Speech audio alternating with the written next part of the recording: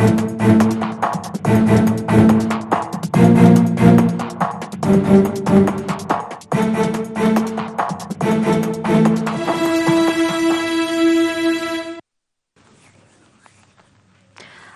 IND analysis देख रहे हैं आप और मैं हूं आपके साथ खुशी व्यास। हार पर हार और बढ़ गई तकरार। जी हां, फिलहाल छत्तीसगढ़ कांग्रेस में कुछ ऐसी ही तस्वीरें सामने आ रही हैं। छत्तीसगढ़ में साल भर के भीतर कांग्रेस की ये चौथी बड़ी हार हुई है और इस हार ने कार्यकर्ताओं को हिलाकर रख दिया है। पहले देखा जाए, विधानसभा चुनाव होते हैं, अनएक्सपेक्टेड परिणाम कांग्रेस के लिए सामने आते हैं और ये दावा किया जाता है कि समीक्षा बैठकें की जाती है कि अब लोकसभा में अच्छा रिजल्ट कांग्रेस लेकर आएगी, मंथन किए जाते हैं कई तरह के, लेकिन लोकसभा में स्थिति पहले हुए चुनावों से भी ज्यादा बेकार नजर आती है। और इसके अलावा जब बात आती है दक्षिण चुनाव को लेकर, तो कहीं ना कहीं ये देखने को मिल रहा था कि कांग्रेस के पास तमाम तरह के मुद्दे हैं और सामंजस्य की बात कांग्रेस कर रही थी, लेकिन रायपुर दक्षिण सीट पर भी करारी हार कांग्रेस की मिली और अब इसके बाद निकाय चुनाव में भी बड़ी जीत बीजेपी के हाथ में आई है।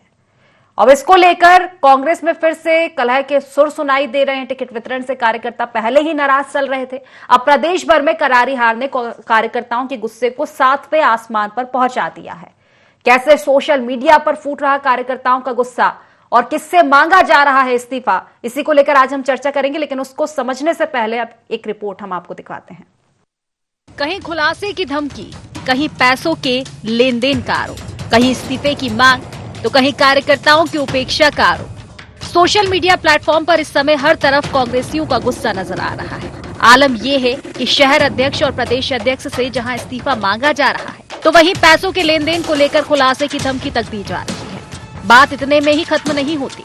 कुछ कार्यकर्ता ऐसे भी हैं जो एक दूसरे की लानत मलामत तो कर ही रहे हैं, भाजपा और आरएसएस के कार्यप्रणाली की तारीफ करते हुए भी नजर आ रहे हैं। यही नहीं, पहले विधानसभा फिर लोकसभा और अब नगरीय निकाय चुनाव में पार्टी की करारी हार के बाद पीसीसी चीफ दीपक बैज पर इस्तीफे का दबाव बनाने की कोशिश शुरू हो चुकी है। वहीं टिकट वितरण में अहम भूमिका निभाने वाले नेता भी निशाने पर हैं। कांग्रेस की इस कलह पर बीजेपी तंज कस रही है। वाकई कांग्रेस की बुरी हालत इस चुनाव में हुई है और कांग्रेस के नेता आपस में लड़ने में मशगूल हैं और छत्तीसगढ़ की जनता इसका मजा ले रही है। एक बार नहीं, बार बार सर्वोच्च न्यायालय ने कहा है, उसके बाद भी यदि ये ईवीएम का रोना रोते हैं, इनको रोने से कोई रोक नहीं सकता है। पर सच्चाई ये है कि कांग्रेस की दुर्दशा हुई है। कांग्रेस अपनी हार का ठिकरा ईवीएम पर ना फोड़े, अपने नेताओं पर फोड़े, खुद आत्मावलोकन करे। कार्यकर्ताओं की खुली बगावत के बाद कांग्रेस बैकफुट पर है। कांग्रेस नेताओं का कहना है कि पार्टी में सभी को अपनी बातें रखने का हक है।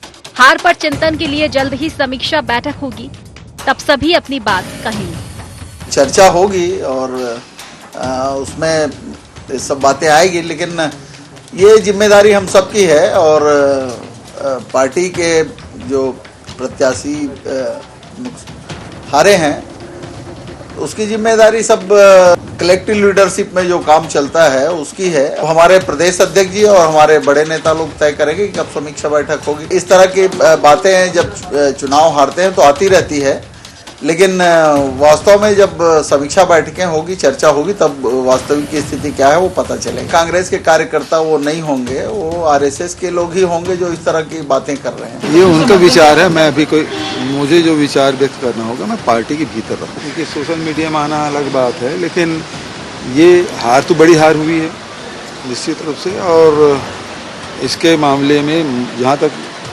मेरी बात है तो मैं उसे अपने पार्टी फोरम में ही रखूँगा। छत्तीसगढ़ में नगरीय निकाय चुनाव में पहली बार कांग्रेस की इतनी बड़ी हार हुई है। इसके पीछे टिकट वितरण से लेकर पार्टी की आंतरिक कलह को कार्यकर्ता जिम्मेदार मान रहे हैं। यही वजह है कि सोशल मीडिया पर कार्यकर्ता नेताओं को जमकर खरी खोटी सुना रहे हैं। पार्टी के जिम्मेदारों पर इसका कितना असर होगा, ये तो आने वाला वक्त ही बताएगा। फिलहाल पार्टी की करारी हार ने आंतरिक कलह को सतह पर लाकर खड़ा कर दिया है। रायपुर से अद्वैत नाइक की रिपोर्ट। तो हार पर हार के बाद भी कांग्रेस में लगातार बढ़ रही है तो सिर्फ तकरार। आखिर क्यों सामंजस्य की स्थितियां नहीं बन पा रही है, इसी को लेकर हम चर्चा करेंगे राजनीतिक मेहमानों के साथ। राजनीतिक मेहमानों से सबसे पहले आपका परिचय करवा देती हूं। हमारे साथ बीजेपी नेता विनय ताम्रकर जी जुड़ चुके हैं। कांग्रेस से हमारे साथ प्रवक्ता अभिमन्यु मिश्रा जी जुड़ चुके हैं और राजनीतिक विश्लेषक डॉक्टर लखन चौधरी जी हमारे साथ जल्द ही जुड़ेंगे, उनसे भी हम चर्चा करेंगे। फिलहाल चर्चा की शुरुआत कर लेती हूँ। अभिमन्यु जी, देखिए, सबसे पहले आप ही के पास आना चाहूंगी। चुनाव हुए, चाहे विधानसभा चुनाव की हम बात कर ले, विधानसभा चुनाव होते हैं और विधानसभा चुनाव में जो माहौल की बात कर रही थी कांग्रेस कहीं ना कहीं कि नहीं, पूरा माहौल हमारे पक्ष में है, बड़े बड़े दावे किए जा रहे थे, फुल्ली कॉन्फिडेंस थे आप, लेकिन अनएक्सपेक्टेड नतीजे आते हैं विधानसभा चुनाव में। मंथन किया जाता है कि लोकसभा में स्थितियां सुधरेगी, लेकिन स्थिति शायद 2019 से भी बदतर इस बार लोकसभा में आपके लिए रही। दक्षिण का चुनाव आता है, वहां भी बात नहीं बनी, लेकिन निकाय चुनाव में तो मुझे लगता है कि एक बड़ी हार आप मानेंगे, क्योंकि पहले जहां कब्जा था 10 के 10 नगर निगम में और इस बार जो रिजल्ट आए हैं बीजेपी की बढ़त।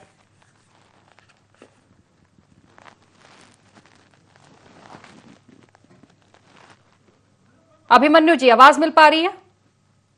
जी जी, सबसे पहले तो आपको नमस्कार, आपके व्यूअर्स को नमस्कार जी। बिल्कुल एक बड़ी हार हुई है। हाँ। और इस पर विचार जरूर करना पार्टी को चाहिए और करेगी पार्टी। प्रदेश अध्यक्ष महोदय हमारे हैं और जो पार्टी के आला नेता है वो तय करेंगे कब इसके बारे में बातचीत होगी या मीटिंग की जाएगी।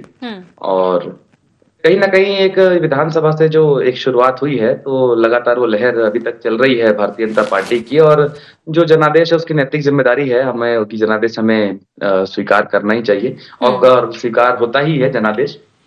और लेकिन जो बातें हो रही, कुछ जो लोग बातें कर रहे हैं सोशल मीडिया के माध्यम से, और ये से जो मुझे पता चल रही है बातें, इस प्रकार की बातें नहीं होनी चाहिए। और ये कुछ कार्यकर्ता हैं जो मेरी जानकारी में मिले हैं, जैसे 1-2 कार्यकर्ता हैं वो कई समय से पार्टी से दूर चल रहे हैं, एक्टिव रूप से पार्टी से जुड़े नहीं हुए हैं, लेकिन जब भी पार्टी को चुनाव हारती है तो बिल्कुल ये सामने आ जाते हैं सोशल मीडिया के माध्यम से और अलग अलग से पार्टी को जो बदनाम करने की कोशिश करते हैं।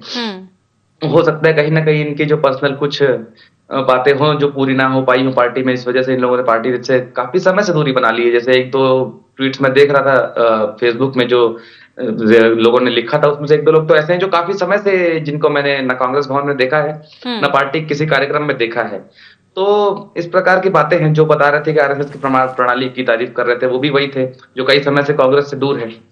तो ऐसी अगर कोई बात है किसी के मन में कार्यकर्ता के है, तो जैसा कि भूपेश बघेल जी ने भी कहा कि उनके मन में बातें हैं, पार्टी फोरम में रखेंगे, हम भी कार्यकर्ता हैं, कई बातें होती हैं पार्टी फोरम में रखना चाहिए और पब्लिक में इस प्रकार की बातें नहीं करनी चाहिए। और पब्लिक में अगर बात आपको रख रहे हैं, आप ऐसा कर रहे हैं, तो फिर आप या तो पार्टी छोड़कर पब्लिक में पूरी अपनी बात रखें, स्पष्ट रूप से रखें। सिर्फ ये आरोप प्रत्यारोप और जो इनडायरेक्ट आरोप नहीं लगाने चाहिए। आपको अगर किसी को बताना है कि हाँ यहाँ गलत हुआ है तो फिर स्पष्ट रूप से बताना चाहिए, पार्टी छोड़ करके।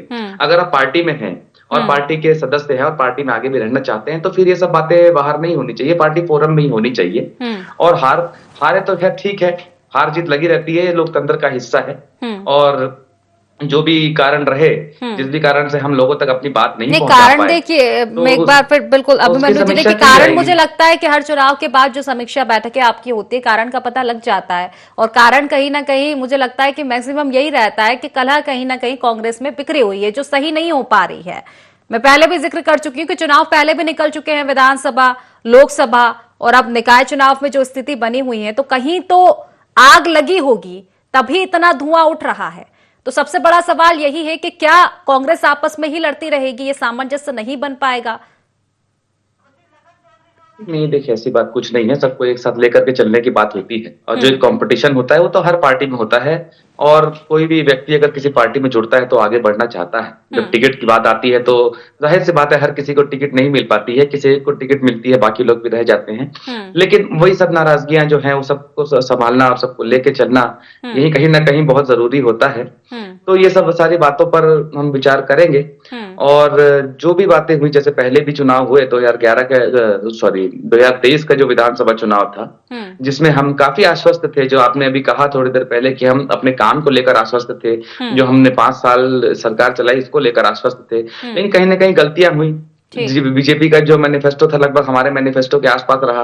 उन्होंने भी कर्ज माफी की बातें करी जनता के बीच जा जाके, लेकिन बाद में कर्ज माफी नहीं करी। तो काफी सारे ऐसे फैक्टर्स रहे जो जिसकी वजह से हम कहीं ना कहीं पीछे रह गए। लेकिन एक मजबूत विपक्ष अभी भी हम बनकर जनता के सामने है, और जो लाखों मतदाता हैं जिन्होंने हम पर विश्वास जताया है, हमें वोट दे करके, उनके विश्वास पर खड़े उतरना हमारी जिम्मेदारी। ठीक है, प्रतिक्रिया तौकीर रजा जी, सभी को मेरा नमस्कार।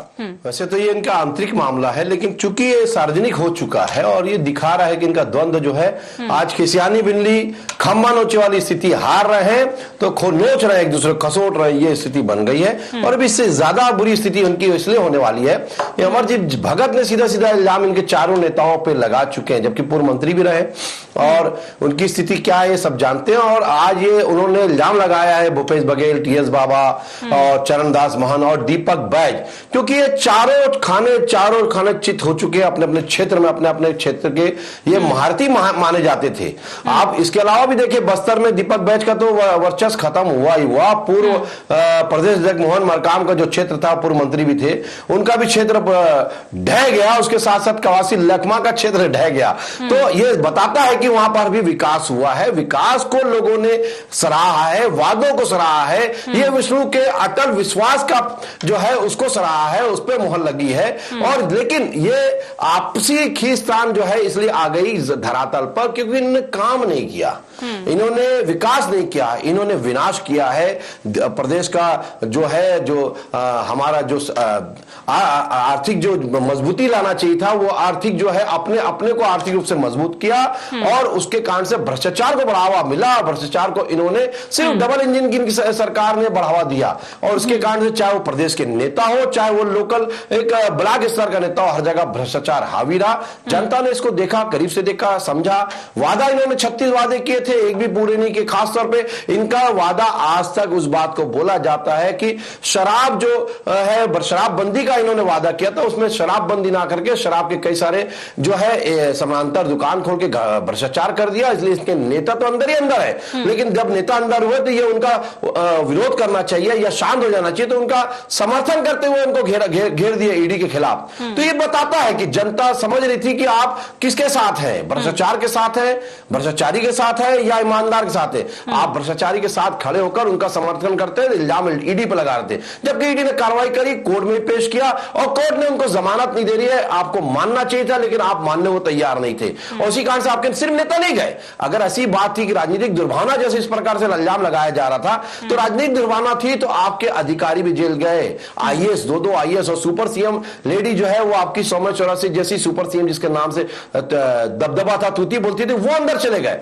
लेकिन आप किसी भी प्रकार से अपनी गलतियों को मानने को तैयार नहीं थे, और हर बार बोलते थे कि हम समीक्षा करेंगे। विधानसभा चुनाव में भी आपने वही हाल किया, आपका वही हाल हुआ, और जनता ने धो दिया। उसके बाद भी लोकसभा चुनाव में भी धो दिया। उपचुनाव में भी आप बड़े शान से आए कि हम जीत रहे, देखो वोट का प्रतिशत कम है, लेकिन एक तरफा सुनील सोनी जी जीत गए। और यही हाल रायपुर का भी रहा, और पूरे 10 में 10 शहरी चुनाव में जब रहा। जवाब लूंगी, लेकिन तौकीर जी नहीं लगता कि कहीं ना कहीं समीक्षा की तो आपको भी शायद जरूरत तो पड़ जाएगी थोड़ी बहुत, अगर सामंजस्य की जिस तरह से बात कही जा रही है। मैं मानूंगी कांग्रेस की तरह ज्यादा कला नहीं रही, लेकिन कैडर बेस्ड आप खुद की पार्टी को कहते हैं, अनुशासन वाली पार्टी कहते हैं, लेकिन निकाय चुनाव में भी अनुशासन आपके भी नजर आए हैं। कला तो कहीं ना कहीं देखी गई है, चाहे थोड़ी देखने को मिली है, सामंजस्य की कमी तो थी। हमारे भारतीय जनता पार्टी की इससे प्रश्न कर रही हैं आप?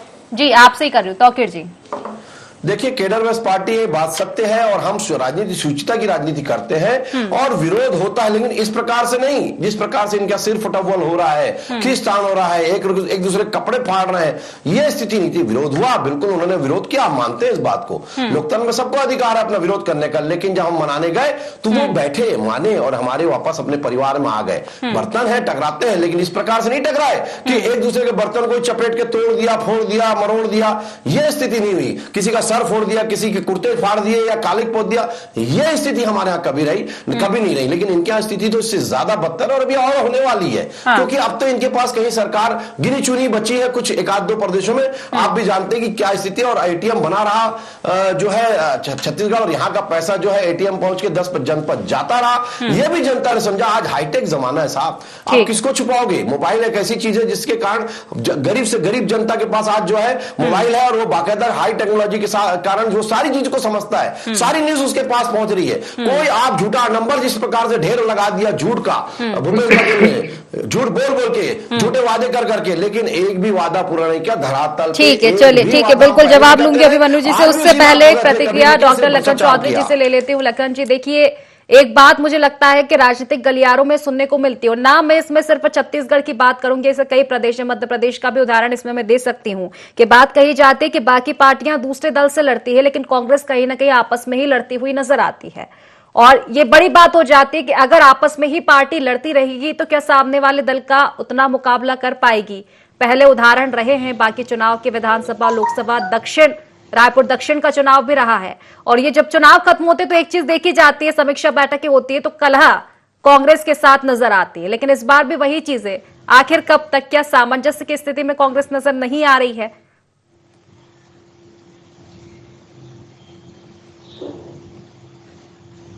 लखन जी,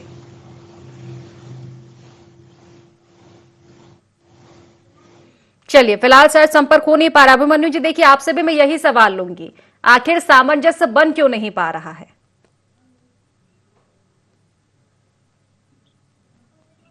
अभिमन्यु जी आवाज मिल पा रही? जी जी देखिए, मैंने पहले भी कहा कि इस प्रकार के जो सोशल मीडिया पे बातें लिख रहे हैं वो कोई ऐसे बड़े नेता नहीं है कांग्रेस पार्टी के, और कार्यकर्ता भी वैसे हैं जो काफी समय से पार्टी से दूर चल रहे हैं किसी ना किसी कारण से।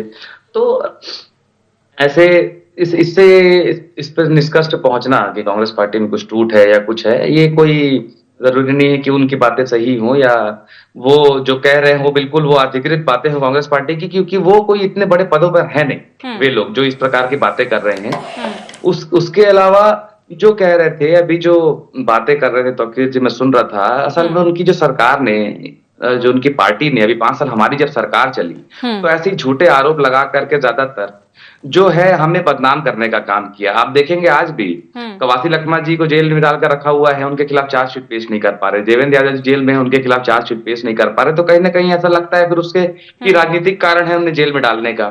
उसके अलावा मैं बता रहा था, हमारे वादे, हमारी घोषणाएं, जो हम जिस प्रकार से 5 साल जिस रोड मैप से हमने छत्तीसगढ़ को चलाया, उस घोषणाओं के ऊपर इन्होंने अपना 2023 का मैनिफेस्टो रखा।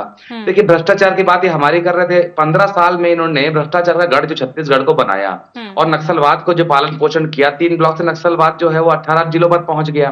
बड़े बड़े इनके घोटाले सामने आए, बड़े बनाया तो आपको 5 साल का समय मिला था, फिर क्यों जनता के बीच पैठ नहीं जमा पाए कि जनता ने फिर बीजेपी को आशीर्वाद दे दिया? मैंने वही कहा, हमने 5 साल में काम ऐसा किया कि जो किसान आत्महत्या कर रहे थे, वो किसान आत्महत्याएं तो बंद हुई, उसके अलावा 2 गुने से ज्यादा पंजीकृत किसान हो गए।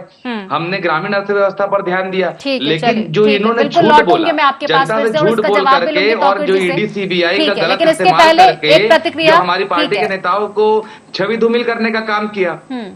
उसके बाद कहीं इन लोगों ने जो उसके बाद कर्ज माफी की झूठी बात करी कि 2 लाख तक के कर्ज माफ करेंगे, उसके बाद इन्होंने सरकार बनाई। तो झूठ की जो लाइफ है वो बहुत ज्यादा नहीं होगी, और कहीं ना कहीं वापस से जो 1 साल में इनका जो समझ में आ गया है कि छत्तीसगढ़ चलाने में जो विफल हुए हैं, लाइफ कितना हो ये नहीं पता, लेकिन फिलहाल जनता जो लाइक कर रही है बीजेपी की, मुझे लगता है इस पर चिंतन करना होगा आपको। अभिमन्यु जी फिलहाल मैं प्रतिक्रिया ले लेती हूँ, ठीक है? प्रतिक्रिया फिलहाल में ले ले, आपके पास लौटूंगी। लखन जी से एक प्रतिक्रिया ले लेती हूँ। लखन जी देखिए, फिर से वही गूंज सुनाई दे रही है, कांग्रेस और साथ में कलह। लेकिन सबसे बड़ा सवाल यही कि आखिर कब तक? चुनाव पे चुनाव बीतते जा रहे हैं और फिर निष्कर्ष ये निकलता है कि कहीं ना कहीं कलह फिर भी देखने को मिल ही रही है, और अभी फिर से देखिए, ये तो चलेगा, ये सिलसिला जो है अनवरत चलेगा। और तब तक चलेगा जब तक कोई पार्टी की कोई बड़ी जीत ना हो जाती हो, चाहे वो राज्य स्तर पर हो या केंद्र स्तर पर। देखिए, जो गरीब होता है, जो दबा कुचला होता है, तो उसके साथ कोई नहीं रहता। आज जनता भी अब उसके साथ नहीं है। कांग्रेस को सब जो है ऐसी नजरों से देख रहे हैं कि अब इनका कोई अस्तित्व नहीं रह गया है, संगठन पूरी तरह खत्म हो गया है। तो देखिए, इसकी 2 वजह है। एक तो कांग्रेस के भीतर खुद समस्याएं हैं, अंदरूनी गुटबाजी है, कलह है, और उसकी वजह से आए दिन उनको इस तरह की स्थितियों का सामना करना पड़ता है। और जो है संगठन में जो है लड़ाई झगड़े जो होते हैं वो सतह पर बड़े स्तर पर आते हैं। मतलब लड़ाई झगड़ा छोटा रहता है, लेकिन वो जब मीडिया में आता है तो इतना बड़ा हो जाता है कि जो है ऐसा लगता है कि जो है इससे बड़ी और कोई घटना नहीं है। तो ऐसा भी नहीं है, लेकिन दूसरी जो वजह है, देखिए भाजपा सत्ता में भाजपा है पिछले 10-11 साल से, और लगातार विपक्ष को और खास करके कांग्रेस को जिस तरह से भाजपा के लोग, भाजपा की पार्टी, भाजपा के नेता टारगेट करते हैं, तो उससे भी कांग्रेस कमजोर हो रही है। दोनों चीजें हैं और कांग्रेस को इसलिए हार के बाद हार लगातार मिल रही है क्योंकि उसका संगठन खत्म हो चुका है। तो संगठन को लेकर काम करना पड़ेगा कांग्रेस को, जिस पर कांग्रेसी जो है या कांग्रेस के लोग ध्यान नहीं दे रहे हैं। भाई ठीक है, आप भाजपा आपको कमजोर करने में लगी है, ये ठीक बात है, लेकिन उनकी सत्ता है, सब जगह आपके लोगों को टारगेट कर रहे हैं, तो उससे उबरने के लिए, बचने के लिए आपको बचाव की मुद्रा में आने की बजाय आपको लड़ना पड़ेगा, संघर्ष करना पड़ेगा, सड़क पर आकर लड़ना पड़ेगा, जनता के बीच में जाना पड़ेगा, संगठन को खड़ा करना पड़ेगा। आप केवल भाजपा को दोष देकर नहीं बच सकते, तो आपको अपने भीतर की चीजों को भी झांकना पड़ेगा। देखिए दीपक बैज को अध्यक्ष बना के दीपक बैज पर अब ठीकरा फोड़ रहे हैं, चारों चुनाव का सब लोग फोड़ रहे हैं, कांग्रेसी लोग भी फोड़ रहे हैं, सब लोग। भाई कमजोर आदमी है तो सब लोग ठिकरा फोड़ रहे हैं, तो आप उनके ऊपर में जो है सब चीजें नहीं है, क्या करेंगे? वो संगठन जब है ही नहीं तो क्या करेगा दीपक बैज अकेला? संगठन में सामंजस्य की बात जिस तरह से आप कर रहे हैं लखन जी, मैं बिल्कुल आना चाहूंगी। देखिए अभी एक बात काफी चल रही है कि शायद टीएस सिंहदेव नया चेहरा हो सकते हैं अध्यक्ष के तौर पर कांग्रेस का, लेकिन सबसे बड़ी बात यही आ जाती है कि क्या संगठन में सामंजस्य नहीं होगा तो काम चल जाएगा? भाई देखिए टीएस सिंहदेव भी यदि बन जाएंगे तो वो भी क्या करेंगे? मुझे लगता है कि टीएस सिंहदेव की भी जैसा खबरें हैं, और पिछला विधानसभा चुनाव जो हार हुई है वो टीएस सिंहदेव भूपेश बघेल की गुटबाजी की वजह से हुई है, अंदरूनी जो दोनों की नहीं पट रही है उसकी वजह से हुई है। अभी बीच में फिर एक बार महंत जी का बयान आया था जिसमें जो है ये बातें आई थी। तो जब तक ये चीजें बैठ के लोग आपस में सॉर्ट आउट नहीं करेंगे तो बाबा भी क्या करेंगे? और भाजपा तो ये चाहती है कि कांग्रेस में ये कला इस तरह का बना रहे और उसका फायदा भाजपा को मिलता रहे। तो सबसे बड़ी बात की लीडरशिप जो है वो स्ट्रांग होनी चाहिए, डिसीजन आपका होना चाहिए। आप विधानसभा चुनाव के बाद ही इनको ये परिवर्तन कर लेना चाहिए था और संगठन को खड़ा करने के लिए काम करना चाहिए था। तो केंद्र में जब तक मजबूत नहीं होगी, केंद्र से लीडरशिप जो है निर्णय कोई नहीं लेगी, तब तक जो है मुझे लगता है केवल राज्य स्तर में करने से कोई बहुत बड़ा परिवर्तन हो जाएगा, ऐसा नहीं लगता। निश्चित ही बेहतर बात आप कह रहे हैं। तौकीर जी आपके पास आना चाहूंगी। देखिए कहावत है, मैंने सुनी है बचपन में, मुझे लगता है आपने सुनी होगी कि दो बिल्लियों की लड़ाई में बंदर का फायदा हो जाता है। तो पहले विधानसभा चुनाव हुए तब आपका रिजल्ट अच्छा आया था, कांग्रेस को जो कॉन्फिडेंस था कहीं ना कहीं भारी पड़ गया था, ओवर कॉन्फिडेंस नजर आ रहा था कि अनएक्सपेक्टेड परिणाम रहे थे विधानसभा में कांग्रेस के लिए। लेकिन एक बात कही जा रही थी कि शायद बीजेपी उतनी मजबूत नहीं थी जितनी कांग्रेस कमजोर थी, और शायद कांग्रेस की कमजोरी का फायदा बीजेपी को मिल गया है। निकाय चुनाव हो या फिर बाकी जो भी चुनाव हो, सब में देखा जा रहा है, और हमारा मुद्दा भी यही है कि कांग्रेस की कला पे ही हम चर्चा कर रहे हैं। तो क्या वाकई आप इतनी मजबूत है या फिर फायदा बस इसी का मिल रहा है कि कांग्रेस उतनी मजबूती नहीं बना पा रही है, सामंजस्य नहीं बना पा रही है संगठन में? देखिए ये अपनी अपनी पार्टी की रीति नीति की बात है। इन्होंने भ्रष्टाचार को बहुत ज्यादा, ये भ्रष्टाचार को जो है डॉक्टर मनमोहन सिंह जी के नाम से भ्रष्टाचार करते हुए बोल के ये भूपेश बघेल सत्ता में आए, झूठी आडंबर दिखाए कि हम गिरफ्तार करेंगे और जितने घोटालेबाज हैं उनको सबको गिरफ्तार करेंगे जो घोटाले किए डॉक्टर मनमोहन सिंह की सरकार में, ऐसा करके बोल के आज झूठा। लेकिन क्या हुआ, एक भी व्यक्ति को, एक नेता को ये गिरफ्तार नहीं कर पाए क्योंकि ये झूठा आरोप लगाए थे। और इसका जीता जागता उदाहरण है कि इन्होंने बोला था कि मेरे जेब में जीरम के सबूत है। इससे बड़ा झूठ क्या होगा? 5 साल आप रहे, अरे प्रेस कॉन्फ्रेंस करके सबूत पेश कर देते।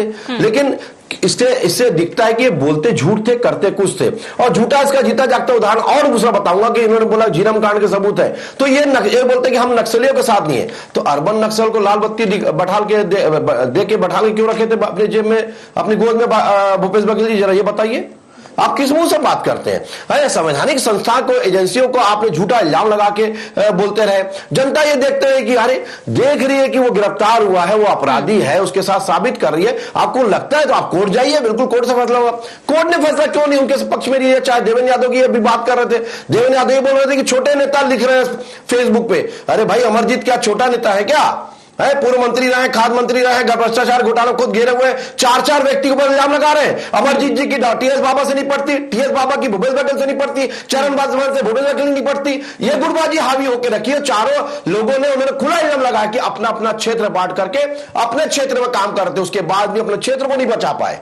और बात करते हैं, अरे भ्रष्टाचार का बोलबाला था, विकास कहीं नहीं दिख रहा था, जनता को विकास चाहिए था, हमने विकास का वादा किया। ले लेती हूँ मैं अभिमन्यु जी से, ठीक है, अभिमन्यु जी से इसका जवाब ले लेती हूँ, आपके सवालों का जवाब ले नहीं पाऊंगी, ठीक है अभिमन्यु जी। जी देखिए, वही वो जो कह रहे हैं ना, असल बात वही है कि भ्रष्टाचार के झूठे आरोप उन्होंने हमारी 5 साल की सरकारों पे लगाए हैं और आज तक कुछ सिद्ध नहीं कर पा रहे हैं। लगातार बोलते हैं कि आरोप ये घोटाला हो गया, वो घोटाला हो गया, चार्जशीट तक तो पेश नहीं कर पाते इन लोगों, न देवेंद्र जी के खिलाफ, न लखमा जी के खिलाफ। अब घोटाला क्या है, मैं आपको बताता हूँ। इस सरकार का जब घोटाला सामने आता है, बिना टेंडर के पुल बन रहा है, उसके ऊपर जब सवाल उठाते लखमा जी को उनको जेल में डाल दिया जाता है। उसके अलावा जो रोड के ऊपर भ्रष्टाचार जब बात उठाते हैं, मुझे लगता है कि कई ऐसे मुद्दे हैं जो सरकार में कोई और विपक्ष कोई भी हो, लेकिन वो मुद्दे चलते रहते हैं। लेकिन सबसे बड़ी बात वही हो जाती है कि अपराधों की बात हो, भ्रष्टाचार की बात हो, ठीक है, आप दोनों की सरकारें आ जाती है, लेकिन कार्रवाई मुझे नहीं लगता कि ये मुद्दा कभी खत्म होने वाला है। ठीक है, फिलहाल समय की कमी है, ठीक है, समय की कमी है, इसलिए चर्चा को समाप्त करना पड़ेगा। आप तीनों मेहमानों का बहुत बहुत शुक्रिया इस चर्चा में जुड़ने के लिए। तो देखिए, निकाय चुनाव की अगर हम बात करें तो जो रिजल्ट आए हैं इसको लेकर कहीं ना कहीं घमासान छत्तीसगढ़ में मचा हुआ है, क्योंकि पहले जब तस्वीरें देखी गई थी 10 की 10 नगर निगम में कांग्रेस का कब्जा था, कॉन्फिडेंस में थी कांग्रेस के फिर से ये कब्जा बरकरार रख पाएगी, लेकिन लगातार जीतती आ रही चुनावों में बीजेपी ने ये चुनाव भी जीत लिया है। लेकिन अब ना सिर्फ चर्चाएं कांग्रेस की हार की हो रही है, बल्कि तकरार की भी हो रही है। लेकिन सबसे बड़ी बात यह है कि कांग्रेस में तकरार कब तक बनी रहेगी ये देखना होगा। तो फिलहाल IND एनालिसिस में बस इतना ही। आप बने रहिए IND 24 के साथ। नमस्कार।